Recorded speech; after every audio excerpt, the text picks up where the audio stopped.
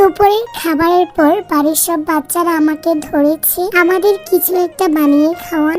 ওদের আবদার পূরণ করার জন্য আমি চলে আসলাম আমাদের কামরাঙ্গা গাছে।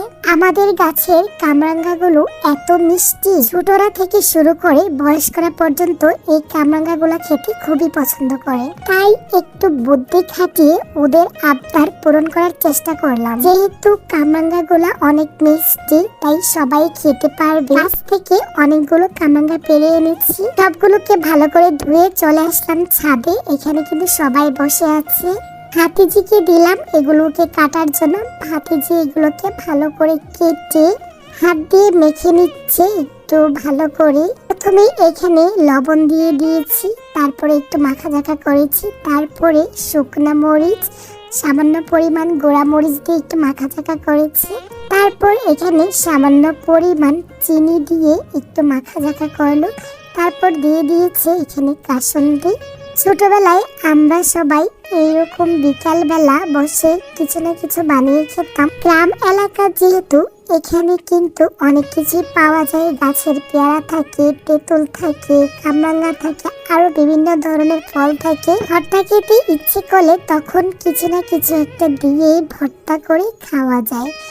তো এখানে সবাই বসে আছে কখন ভর্তা হবে আর কখন খাবে। আমার কিন্তু ভর্তাতে একটু কাসুন্দির পরিমাণটা বানিয়ে খেলে আমার খুব ভালো লাগে। তো এখানে ভাতিজি ভালো করে এগুলোকে মাখাঝাকা করতেছে। আর দেখো ভর্তাটা কত লোভনীয় হয়েছে। সব বাচ্চারা ভেবেছিল আমি ওদেরকে অন্য কিছু বানিয়ে খাওয়াবো, কিন্তু ওরা ভাবতেই পারেনি যে আমি ওদেরকে এটা বানিয়ে খাওয়াবো। বাচ্চারা তো মহা খুশি যে ওরা নাকি অনেকদিন পর এরকম একটা ভর্তা খেয়েছে। আজ আমার শৈশবের কথা খুবই মনে পড়ছে। ছোটবেলায় আমরা এভাবে বিভিন্ন ধরনের ভর্তা বানিয়ে খেতাম। তখন সমবয়সী অনেকেই ছিল, আজ অনেক বড় হয়ে গেছি, সমবয়সীরাও আজ নাই। সবাই সবার কর্ম নিয়ে ব্যস্ত। এখন আর কেউ কারো দিকে তাকানোর সময় নাই। আমি যখনই বাড়িতে আসি তখন এই বাচ্চারা আমার কাছে আসে, এসে কোনো না কোনো কিছু আবদার করে।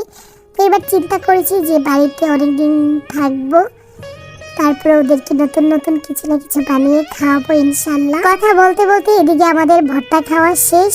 আলহামদুলিল্লাহ আমরা সবাই একদম তৃপ্তি পুড়িয়ে ভর্তা খেয়েছি। তারপর সব বাচ্চারা গাছের কাঠি পাতা নিয়ে আসছে, এখন সবাইকে ভাগ করে দিচ্ছি ঝোলটা। আর ভর্তার ঝোলটা খেতে কিন্তু অনেক মজা, আর এই ভর্তার ঝোলটা অনেক মজা হয়েছে। তো সবাই বলছে আমাদেরকে আরেকটু দেন। তো সবাইকে আমি সমান তালেই ভাগ করে দিচ্ছি। আমি নিজেও খাচ্ছি। ছোটবেলায় আমরা এভাবে কাঁঠাল পাতা পেরে ঝোল খেতাম, খুবই মজা লাগতো। কারা কারা এরকম করতেন কমেন্ট করে জানান।